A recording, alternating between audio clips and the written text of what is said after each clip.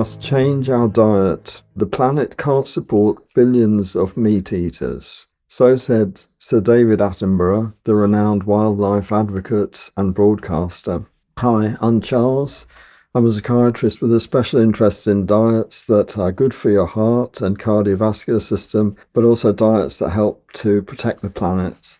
And hi, I'm Sinead. I work in health research and I also have a keen interest in diets that protect your heart as well as the planet. So this week we're going to continue talking about climate change, animal agriculture and wildlife. As you know, our podcast focuses on diets that protect your heart and health, but the same kind of diets are also good for the planet, helping to protect against climate change. If you would like to know more about the diets which help your heart, help lower blood pressure and cholesterol, please just have a listen to the first 3 or 4 episodes of the podcast where we describe these diets in detail.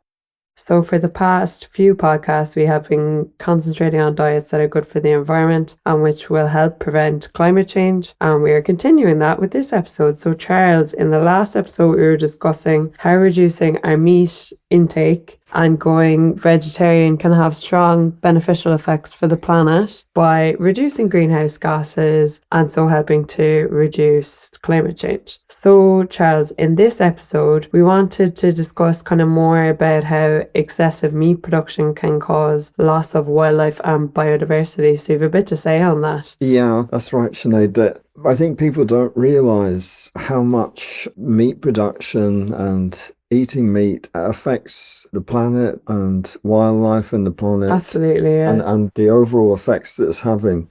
So excessive meat production is a major cause of loss of biodiversity, the number of different species, the innumerable number of different species we have in the planet. And it's also excessive meat production is also a cause of extinction of many species. Absolutely. And it's brought about by, as we were talking about in the last episode, deforestation and loss of natural habitats. And the more land is used or taken for meat production, the smaller the areas that are left for wildlife. The Food and Agriculture Organization said, and I'm quoting, ranching-induced deforestation is one of the main causes of the loss of some unique plant and animal species in the tropical rainforests of Central South America, as well as carbon release in the atmosphere. We hear a lot about the Amazon rainforest being cut down for farming. It's well, as we said in the last episode, in fact, it's been cut down at an alarming rate, a rate of the equivalent to 60 football pitches per hour. Yeah. And 70% of the land that is destroyed is used for beef grazing. So it's the major reason that people are cutting it down. And the more meat is in demand, and it is for 2 reasons. One, the world's population is increasing. Absolutely. But also, as people have more money to spend, they seem to want more and more meat, and so the demand keeps increasing. Yeah. As forests and rainforests, jungles and natural habitats are lost, the wildlife and the planet is being squeezed into smaller and smaller spaces, and it's resulting in a very rapid loss of wildlife. Yeah, they're going extinct at quite an alarming rate. Yeah. In fact, up to 137 species of plants, animals, and unique insects are lost every day due to forest clearing. Every day? Yeah, and a lot of those are in the Amazon rainforest. And it's actually the amount of extinction it's been claimed that it's the largest mass extinction in 65 million years. According to a recent important comprehensive study, wild animals have been squeezed out, and now they only make up 4% of the animals on Earth. That's a crazy number, isn't it? Yeah. So strictly, they say the biomass, which is equivalent to weight, and just mammals are warm-blooded animals like ourselves with backbones who secrete milk to feed their young. And according to the same study, humans, whereas wildlife occupies only 4%, humans occupy 36% of the biomass of Earth.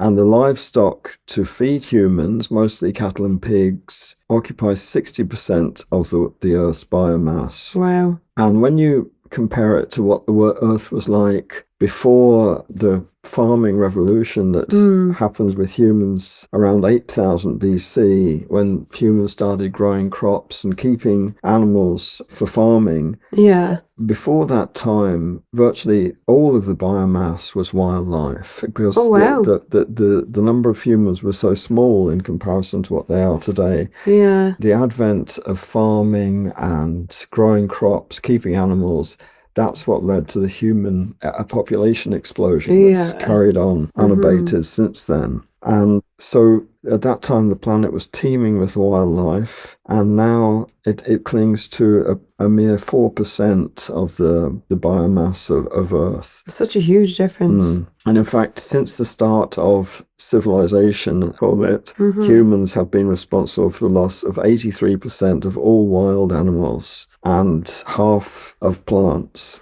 A lot to answer for. Yeah. Yeah.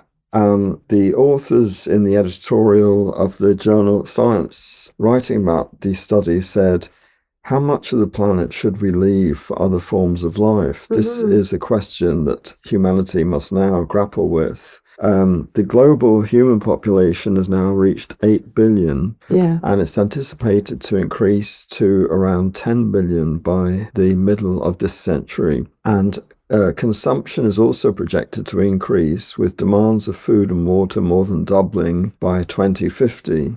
So simply put, there's just a finite space and energy on the planet. We must decide how much of it we're willing to share. And I remember even as a child, there was so much more wildlife than there is now. Absolutely. You don't see as many wild animals as you used to. Yeah. And just to note to our listeners, like, there are things you can do to decrease your individual impact on the loss of biodiversity that we're seeing. And one of the main ones that we mention is cutting down your meat consumption. We're not saying, while it would be fantastic if people could go completely vegan, we're not saying that. No. We're saying reduce. Yeah, absolutely. I mean, many people don't want to give up meat. I understand it because I ate meat for most of my life. But if we just reduce the amount, that would be such a big step. Yeah, so I was actually reading into this, and I found a quote saying that one person eating vegan just 1 day per week saves approximately 40 pounds of grain, 1,100 gallons of water, 30 square feet of forest, and one animal, which is significant. Yeah, absolutely. And that's just one vegan day per week.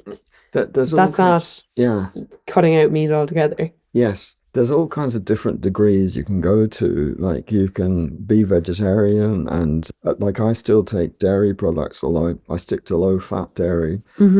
Or you can eat less meat by, say, only eating meat once a day, or having one or more meat-free days. Yeah. So there's a range of things you can do. Yeah. I think many people, I thought the prospect of giving up meat would be impossible for me, but now that I'm vegetarian, I wouldn't go back to eat. You do get used to it, yeah. And you feel, I certainly feel much healthier as well. That's the other thing about being vegetarian. So going back to extinction, so there's a lot of animals facing the threat of extinction. So do you have something to say about that? Yeah, well, the World Wildlife Fund produced the Living Planet report in 2020, and it's called Bending the Curve of Biodiversity Loss. And it said that there's been a 68%, approximately 2/3 of loss of vertebrate wildlife in the last 50 years. So I was really shocked when I heard that. Vertebrates are the animals with backbones that we know. They're mammals that we've described, reptiles, amphibians, frogs, etc., birds and fish. They're all vertebrates. And to think that 2/3 planet-wide have been lost in the last 50 years during my lifetime is quite frightening. And it said, the same report said 1 million species of animals are currently under threat of extinction. That's a lot. and up to 1/5 of wild species are at the risk of extinction in this century. And I don't think people realise the extent of it. Of the loss of because wildlife. people are aware of the climate emergency, but we don't hear as much about biodiversity loss. No. Actually, even just in everyday life, I remember when I was first living here in Ireland 20 or 30 years ago, one sad thing you'd come across a lot is roadkill. You'd see dead badgers, foxes, all kinds of animals, and you don't see those now. So it's a sad reflection of the loss of wildlife as well. And rabbits used to be everywhere. You don't see rabbits at all now. And also hares are quite a rarity. Yeah, I'm just going to point out there we have 2 dogs with us today. So apologies if you can hear the dogs barking in the background. But anyway, we'll get back to... They're not wildlife, but they remind us of the animals. Okay, so we were talking about the World Wildlife Fund's report, and you were saying that up to 1/5 of wild species are at risk of extinction this century, which is a mad number. And this is one of the consequences of excessive meat consumption by humans. But as we were saying, there's something that we're not powerless. There's something we can do. Absolutely.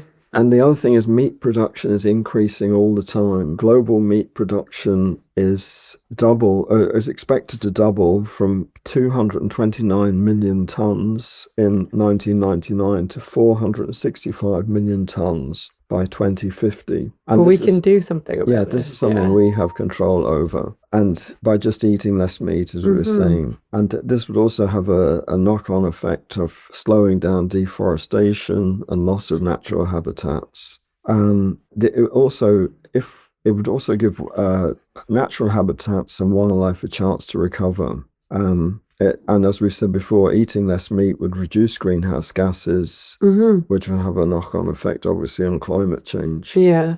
So the problem is people don't realise the effects of the dietary choices they make. Absolutely, yeah. And we'll get into that after this short break.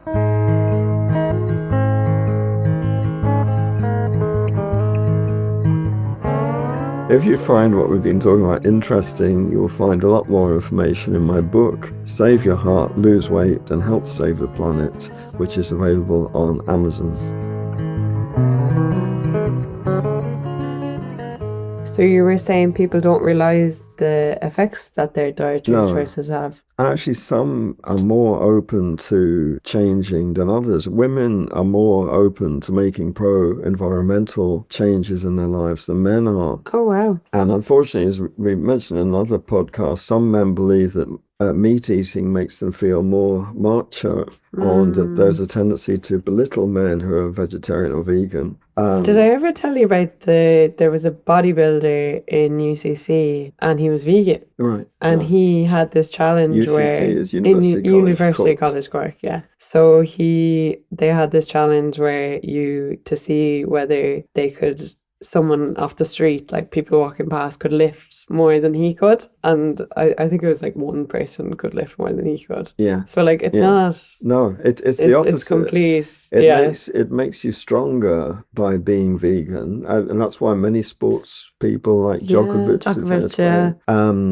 we mentioned the other the strongman previously who's vegan. And the reason is that meat, your muscles are dependent on their blood supply, and the saturated fats in meat gradually start to block up those arteries that supply the muscles. So if you're vegetarian or vegan, you're more likely to have clearer blood vessels with more blood going to the arteries, which makes you stronger for longer. And more able to perform athletically.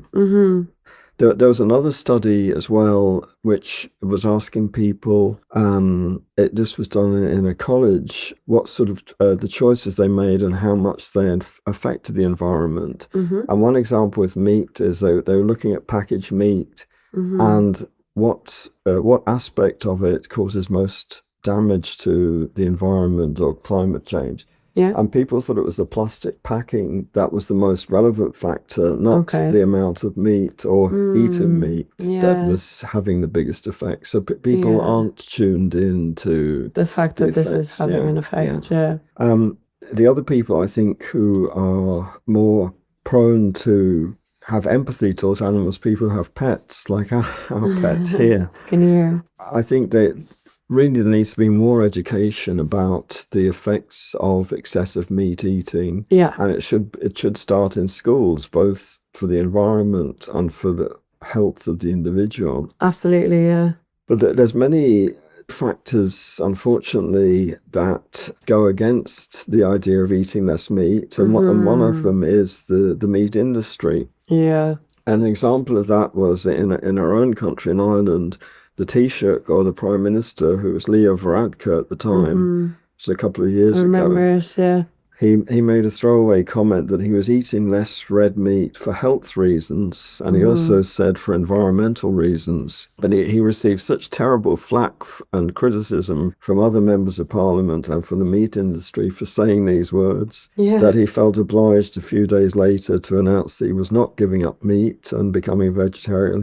He was just reducing it, and he felt he should say that he'd eaten a large steak the previous day and he was not becoming a vegan. So, which is such dangerous rhetoric, I think. Yeah, I know. Like we're not on the cusp of it anymore. We are in a crisis. Yeah. We're in a biodiversity and climate emergency. Yeah. So why are we, what's the word, like kind of pandering to? Yes, we shouldn't feel that we have to give in just because there is an industry that everything that it does is okay. It's not. It's having consequences. It's having consequences. And we also have much more power than we realize. Yeah. Now, like I'm not coming for farmers. Like I grew up around farmers. Like I'm not gonna say that it's farmers' fault. No, I have the fullest sympathy. My relatives are farmers as well. But these are very dangerous times that we're in terms of the climate. We're already starting to see unprecedented heat waves around the world.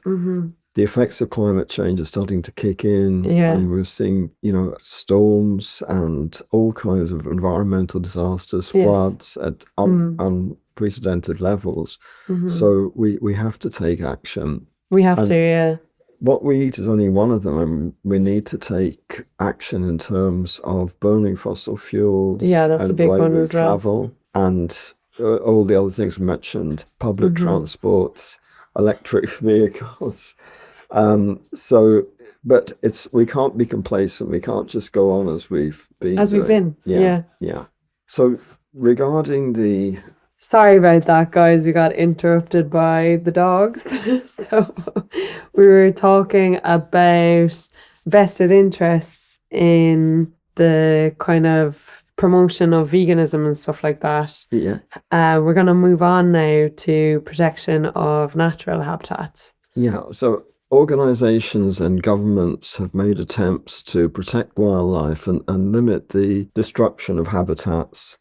So in 2010 in Japan, the world governments agreed to a new United Nations strategy for the next 10 years, and that was called it's already in the past, the Aichi targets, AICHI targets. So that ended in 2020. 2020, yeah. Which, amongst other things, would halve the plan was to halve the loss of natural habitats, expand nature reserves to 17% of the world's land area, and extend marine protected zones to 10% of the world's seas. But sadly, a new UN report in 2020, or a recent one I should say, reveals that none of the Aichi targets had been met, and was particularly significant that the fact that the target to halve the loss of natural habitats, including forests, had not been met. And at the start of the report, it said, humanity stands at a crossroads with regards to the legacy it leaves to future generations. Biodiversity is declining at an unprecedented rate, and the pressures driving this decline are intensifying. Absolutely, yeah. I think it's just a responsibility thing. Like, we are responsible to leave the planet in a better way for future generations, and that's just not happening. Yeah, there's a fine balance between humans, wildlife, and the environment. And I'm interested in Buddhism, and in a Buddhist priest in 1275 said that life and the environment are inseparable. And he wrote about humans, animals, and the environment, quote, "Environment is like the shadow, and life the body. Without the body, there can be no shadow. Similarly, without life, the environment cannot exist, even though life is supported by its environment." I think people fail to realize that as well, is that we rely on these systems, Yeah. and without them, we're in trouble. Yeah, human life couldn't go on without natural life. And a good example of the bees, the pollinators, without which we'd have no crops. And bees are one of the many species that are under threat at the moment. Yeah. So just there are other repercussions of excessive meat production as well, which we should mention. And one of them is water scarcity. Yeah. And there's an enormous amount of water used in meat production, and it's aggravated by increasing world population and global warming, which means that water is becoming an increasingly scarce commodity, and especially in the developing world. And approximately 1/3 of the water used in the western United States goes to produce crops for cattle feed, for example. Globally, on average, it takes over 16,000 cubic meters of water to produce a ton of beef, whereas it only takes 1,400 or so cubic meters to produce a ton of wheat, about 1/12 of the amount. So by reducing livestock farming, we can divert more of this precious commodity towards humans and the crops that feed them. I think it's not common knowledge as well that water, like fresh water that we drink, is not abundant. It's not, it is it's precious. It's very precious. There's not. It's not like seawater. Yeah. And the other thing is, animal agriculture causes an enormous amount of pollution. Livestock, we talked about this on a previous episode as well. Yes, it produces enormous amounts of waste in the form of manure and urine. Yeah. And it's probably the largest cause of water pollution because of animal waste, fertilizers, and pesticides. It also contributes to the emergence of antibiotic resistance, because antibiotics, which are routinely given to farm animals, are excreted by them and then make their way into rivers and lakes. Also, in the western United States, many streams, waterways, and riverside habitats and wetlands have become polluted due to livestock grazing. And this has been caused by increase in phosphates and nitrates dissolved in the water. And there's also a decrease in dissolved oxygen in the water with increased temperature and turbidity in the water, which has resulted in loss of wildlife and biodiversity in rivers, lakes, waterways, riverbanks, and wetlands. And the same is true worldwide. So next, I think we should touch on the ethics as well of the enormous amount of meat that we're eating and the increasing amounts. When I was young, I thought, when I was very young, I thought that farmers kept cattle and pigs as sort of pets of some kind. I knew that milk came from cattle. Now, I grew up in London, so it's a very different environment. And it was only later that I realised farm animals were all killed at regular intervals to produce meat. What a rude awakening. Growing up in London, like most urban dwellers, meat came neatly packaged in plastic trays with cellophane on top in the supermarket. And it was very easy to divorce it from the reality in the lives of animals on farms in the countryside. And it's also easy to compartmentalize it into being just another food that was picked up in the supermarket, like cornflakes or baked beans or rice. But those foods are very different, and they blind us to the way animals are treated in meat production. The turnover of animals is very rapid, and their lives are pitifully short. And, often the conditions are not good. For example, battery hens who live their lives in small cages. Yeah. or vast numbers of pigs kept closely packed in barns. And cattle are also kept in barns. Young calves are separated from their mothers and fed artificial milk so that we can take the cow's milk. And, you know, that it's modern livestock agriculture is far from being a compassionate industry, I have to say. Yeah, and I think that's kind of driven by this like need for meat. The more Like and more the demand for meat ever is increasing driving demand. Yeah. is driving these conditions for Yeah. the animals, because you have these huge livestock farms. Yeah. Yeah. Like it's in Europe. I remember watching a documentary about it at Old State, and small farmers who are kind of more ethical. I don't know. Yeah. I don't know. I Can you can give you an call example of that. Yeah. I mean, the only way they can keep up is by producing larger and larger kind of factory type Factory farms. Yeah.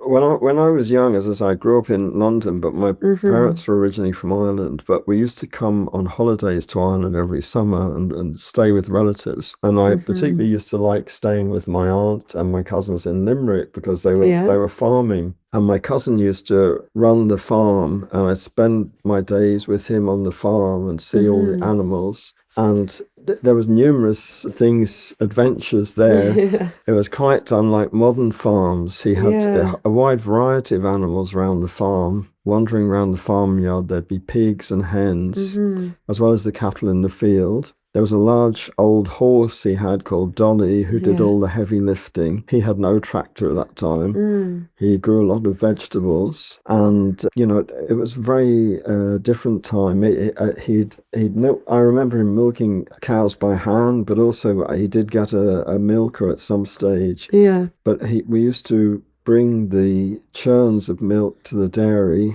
in large metal churns on a cart pulled by Dolly, and he used to let me drive the cart, which is down the main street of the town. It was a great thrill for me at that stage. But those days and that kind of farm are long gone now. Farms have become very intensive, focusing just on a single type of animal or type of crop. Absolutely, yeah. And the large number of animals that are farmed and slaughtered to keep up with our insatiable demand for meat.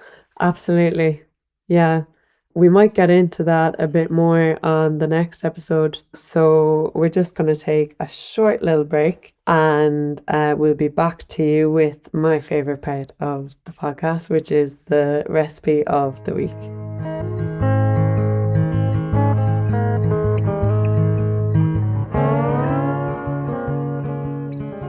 So, this week the recipe is Mediterranean chickpea and brown rice bake. Delicious! It's a vegan meal, and it serves 4 people. Fantastic. So, let's get down to the ingredients. First ingredient is 250 grams of cooked brown rice. So just cook it in the normal way. By the way, when you cook brown rice, it's very important to cook it with a large amount of water and drain it at the end. That's because in certain countries where rice is produced, in the past they used a lot of insecticides containing arsenic. That if you don't wash, there's 2 things I recommend doing. One, wash the brown rice in a sieve under running water before you cook it, and then cook it with plenty of water. Don't let all the water be absorbed into the rice. Okay. And then at the end of, usually it takes about 22 minutes to cook brown rice. At the end of that time, strain it again, and that way it gets rid of that danger.